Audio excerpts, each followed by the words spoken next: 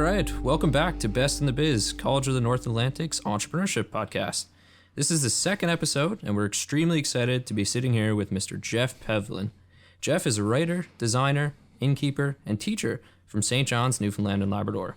He studied business at MUN, creative writing at the University of Saskatchewan, and graphic design at the College of the North Atlantic.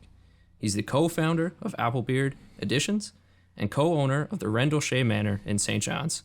Welcome, Geoff. How are you doing today? I'm good. Thanks for having me. How are you doing? Good. I appreciate you taking the time to be here with us today. Yeah, happy to be here for sure. Awesome. So we'll jump right in. So tell us a little bit about your business and how it actually came about. Yeah, well, I guess I first started, my first business was Applebeard Editions, which is largely somewhat now defunct, but I started a few years ago while I was studying writing. And me and my partner at the time, well, she's still my partner, but my business partner at the time, we realized that there was a huge gap in the publishing industry in Canada with a very specific form of writing. And we couldn't find anything like it in the market, so we just decided to put a call out for writers, and we got a bunch of submissions and started our own little company that catered to this very specific niche that we couldn't fulfill. And in terms of the Rendell Shea Manor, which is a bed and breakfast in St. John's, that was a bizarre series of events that started that. But very long story short, I was living in Victoria, BC, and long story short, basically I was suddenly found myself without a home because my landlord had a massive tragedy in her life, so we had to kind of leave her house very suddenly.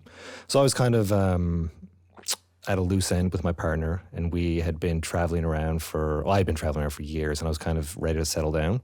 And this opportunity came up to buy this bed and breakfast, and within the bed and breakfast has its own little side apartment. So I needed somewhere to live. I was working remotely, so I could do this business alongside that, and I just decided to go for it.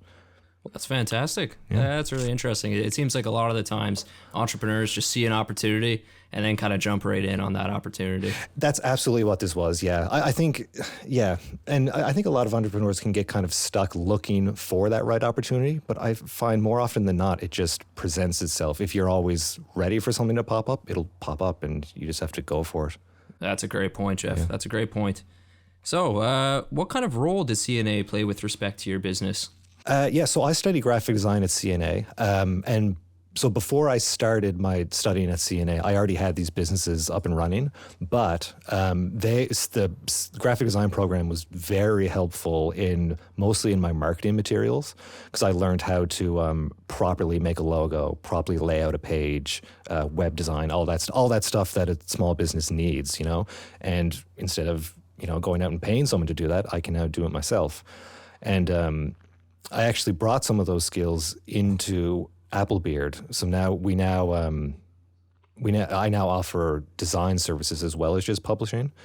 And that was all because of the program at CNA taught me how to do those things. So it allows me to produce my own materials, but it allowed me to expand my business offerings as well. That's fantastic. So it's good. That's great. Yeah. So it seems like it's a couple soft skills and a couple hard skills as well, right? So you took tons out of it. Yeah, it was great for teaching soft skills like presentation, like in the design world or in a lot of worlds, I guess. It's not just about the work you do, it's about selling the work that you do. And that program was good about, getting used to talking about your creative work and, explaining the rationale behind it rather than just, banging out work and not thinking about it. You can, put some intention behind it. Yeah, of course. Yeah. That's great. Okay. So you did talk about how you really started out as an entrepreneur. So was that something that you kind of grew up with, or was it more of something you just stumbled upon?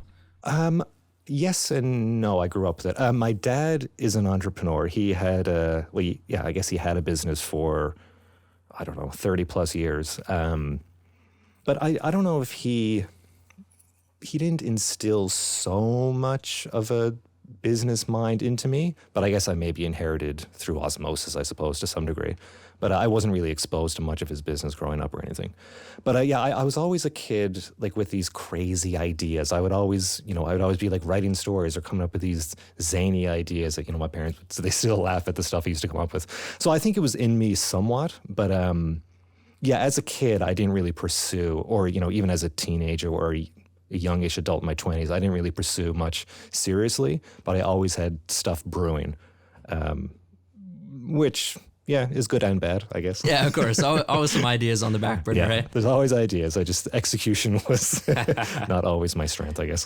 But you got to get started somewhere, right? Yes. So that's the way it usually goes. Hey, it's Ian, host of Best in the Biz. Thanks for tuning in. I'm guessing you're probably an entrepreneur yourself, or you're thinking about starting a business, or maybe you're just here to support local. Whatever the case is, if you have ideas for how CNA entrepreneurship can better serve entrepreneurs in Newfoundland and Labrador, let us know. Connect with me at www.cna.nl.ca/entrepreneurship. Now let's get back to the episode. Okay, so talking about a couple of failures, as you said, what are a couple of successful moments through your small businesses that you've had? We really like touching on the highlighting stories. Yep, for sure. With the publishing company Applebeard, I think this was an unexpected success right from the beginning, really. So me and my partner, we, like I said, we noticed this gap in the publishing industry in Canada, and we were wondering, it's like, is this because there's no market for this, or is this because someone just hasn't identified it and capitalized on it? And it turned out to be the latter. So we put a call out on social media. We had almost no following at that point of social media, and people just started inundating our inbox with different types of writing that they wanted published. And we banged out a few anthologies and collections of stories, and people loved it. And the books were beautifully made.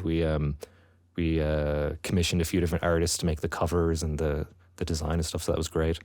Just that whole thing, we just made these beautiful anthologies, and we had no notion of if it was even viable, if anyone would care. And people cared. We had in-person launches, great turn-up, showed up, and everyone liked it.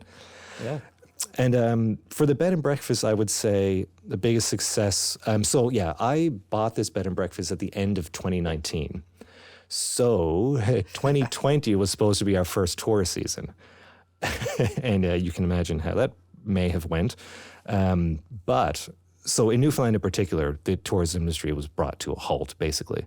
But by some stroke of luck or some deity above, I happened upon someone who was, they worked for a company who were bringing in their employees every now and again as rotational workers.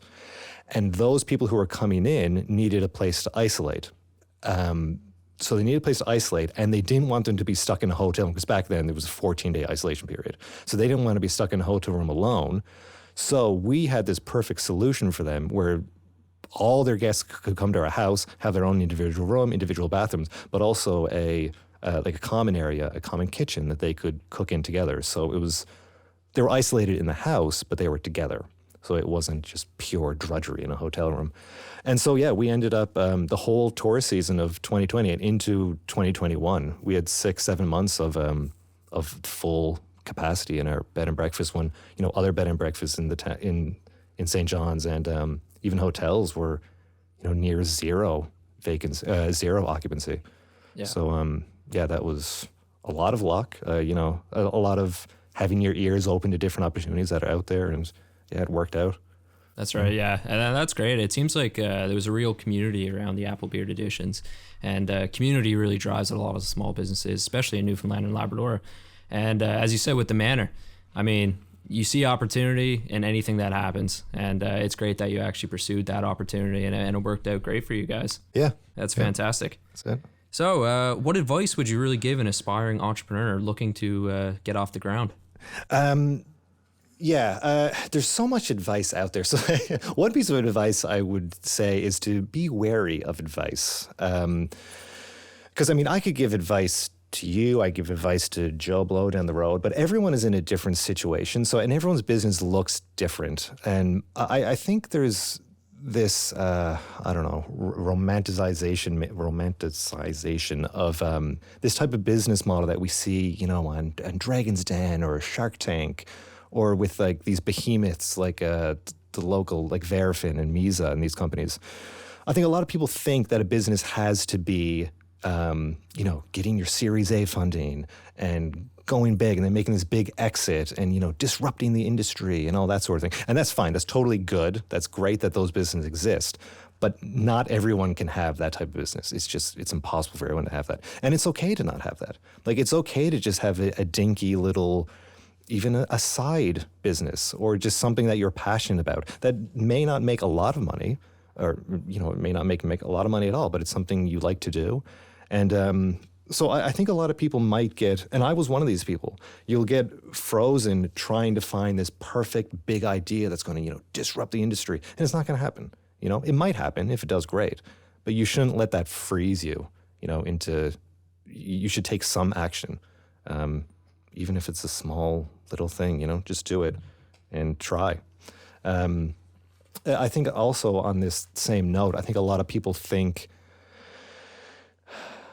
how should I say this? I guess a lot of people think they need to learn before they do something. But I think it's often true that you should do something and then learn from that. Because, we're all going to make mistakes. We're all going to have failures, and that's totally normal.